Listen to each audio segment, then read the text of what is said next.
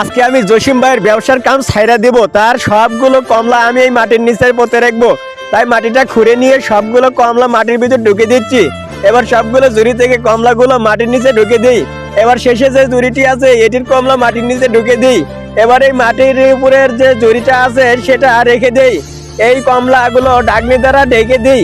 ঢাকনির উপরে মাটি দিলে আর কেউ বুঝতে পারবি না, তাই মাটি দিয়ে ভরাট করে দেই। ওইদিকে জসিম ভাই তো দুটি কমলা নিয়ে খুব নাচানাচি করতেছে। ও পাগলা নাচানাচি করতে থাক, শেষে বুঝবে নি ঠেলা কত।